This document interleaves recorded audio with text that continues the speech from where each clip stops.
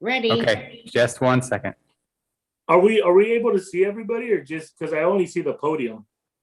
You'll see whoever's speaking. Okay. And we are ready to go. You're live now. All right. The special board meeting for the governing board of trustees for Romoland School District has called to order at 5:04 p.m. Roll call. Mr. Reller, Here. Ms. Kleitz, Here. Mrs. Moon, Here. and myself, Mr. Aguirre. I'm here. Mr. Sperry will not be joining us this evening. If everyone will please stand and we'll do the Pledge of Allegiance. I pledge allegiance to the flag of the United States of America and to the republic for which it stands, one nation, under God, indivisible, with liberty and justice for all. Thank you. We'll now go over the governance norms. We agree to act with dignity, respect differences, build trust, work as a team, engage the public, focus on the success of every student, work together for the common good. Do we have any public comments? No, we do not. Okay. So we'll go on to the governing board of trustees reports. Mr. Reller, Nothing to report at this time. Ms. Kleitz, Nothing to report at this time as well. Mrs. Moon. Nothing to report at this time. I don't have anything to report myself. Thank you. And we'll go on to superintendent reports. Mr. Payton. Thank you, Mr. Aguirre. I'll continue with the theme. There is no report this evening. Thank you. Okay, thank you. We'll move on to the information items. State testing 2020-2021. Dr. Wise. Good evening, Board President Aguirre and board members of cabinet. I'll be presenting tonight about the status of state assessments in California for this school year. Recently, the U.S. Department of Education waived the school accountability, school identification, and related reporting requirements for this school year as part of the Elementary and Secondary Education Act. They did that in response to the pandemic and virtual learning that has been occurring in our state across our country. Also, the California State Board of Education recently took action allowing school districts to use what they call the most viable option for assessment in their local context. That action allows districts to administer local assessments instead of the state assessments, which are part of the CASP system, the California Assessment System for Student Progress and Performance. So as we know, with this year, most of the past 12 months, students have been in virtual learning, and educators, as is the board, are acutely aware of the social, emotional, and mental health impacts on students resulting from this pandemic this past year. A high stakes statewide assessment for this year may exacerbate the stress on students for the following reasons. Students, particularly those in grade 3, do not have familiarity with and regular use of the state assessment virtual platform.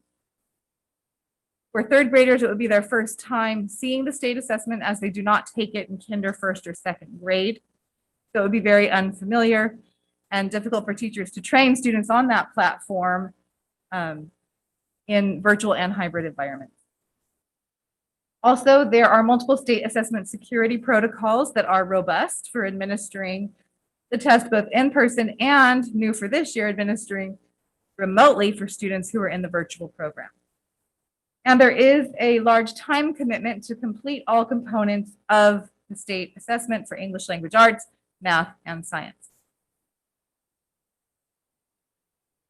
Also, the utilization of state assessment results can be limited for immediate action planning, for strategic, instructional, and program planning in our district due to the timeline by which we receive those state assessment results. It's often delayed, and the results are returned after the end of the school year.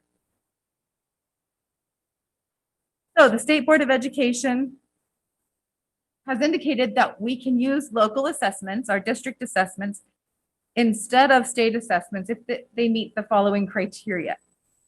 Our assessments are to be aligned with the California Common Core state standards for English language arts and math. They are to be administered in grades 3 through 8. They have to be uniformly administered across a grade span, school, or district. And per state and federal statutes, we would need to publicly report the data disaggregated by student groups in our SARCs, our School Accountability Report Card and District Accountability Report Card. And we would have to name the percentage of students who took the assessment. And we can do this. So we have assessed students the entire time. They've had virtual and now hybrid instruction. Our teachers know how to assess remotely and in person and have had platforms to do so. And the use of our local assessments instead of state assessments would be a benefit for the following reasons. Students have familiarity with our local assessment virtual platform, namely the iReady platform. Students take the diagnostic iReady in reading and math 3 times per year. They have already taken it twice this year, and they take it starting in kindergarten. So students have familiarity over multiple years with that platform. Further, there are no formal security protocols for our local assessment. There is much less time commitment than administering a state assessment, and we get immediate results. When students have completed the test, we have immediate data for strategic, instructional, and program planning to inform our school plans for student achievement and our local control and accountability plan. And so the proposed plan is use of local assessments in lieu of state assessments for this spring 2020-21 as follows. Administer the iReady Reading Diagnostic Test and iReady Math Diagnostic Test instead of the Smarter Balanced SBAC state test. For students in our RISE program, administer the Sandy test in English Language Arts and Math instead of the California Alternative Assessments known as CAW. And additionally, thanks to the State Board of Education's flexibility on the matter of science tests, we do not need to administer the state science test nor a local science test. So the recommendation is to not do a science test. This time I welcome your questions.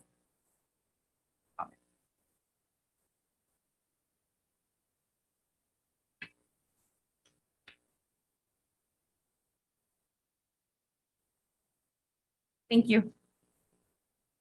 Thank you.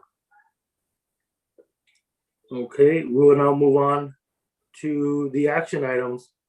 H1 resolution number 17, 2020-2021, resolution regarding the viability of the state assessment and the use of local assessments in lieu of the state assessment for the 2020-2021 school year. Mr. Payton.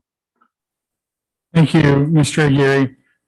Based on the presentation you just heard, and I believe also previous conversations in other board meetings, staff is recommending approval of resolution number 17-2020-2021, which would eliminate the usage of statewide assessments and institute the utilization of our local assessments as the most viable option for students in their place. Thank you. Do we have any questions? I just have one comment. I want to thank the staff for the quick turnaround on this. I know there was a lot of discussion back and forth between the state and local local districts, and still a lot of uncertainty about this. And I do appreciate the staff listening to the board and and letting the board be the governing body that it is and make the determination of local control. And us taking the opportunity and the chance to make sure that we're doing what's best for our kids, and which I wholeheartedly believe that we're doing.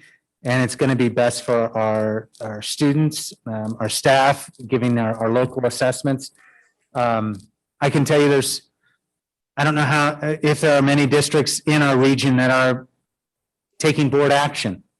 I know there are some that are, the staff are just making this recommendation and they're moving forward. We, I think, have done the right thing by taking formal action on this and making sure that everyone knows that we support them and the work that they do each and every day. And I know that want to thank AXA, Association of California School Administrators, as well as the California School Boards Association, who have been doing a lot of work in Sacramento on our behalf and their affiliates at the nation's capital. The work that they've been doing influencing the United States Department of Education, because California has a big stick in Washington, and we are very fortunate here where other states are not getting some of the same flexibility, I think, that we are getting. So it all goes to our advocacy here in the state at the federal government. And I want to thank the board for listening to me last board meeting, try to express myself in a manner that I did, and the amount of talking that I did. Thank you. Thank you, Mr. Eller. Okay, do I hear a motion to approve? I'll motion. I'll Have a second the second? motion. Okay, all in favor, Mr. Eller, Aye. Ms. Moon, Aye. Ms. Kleitz, Aye. and myself, Mr. Yuri. Aye. That is our board meeting for tonight.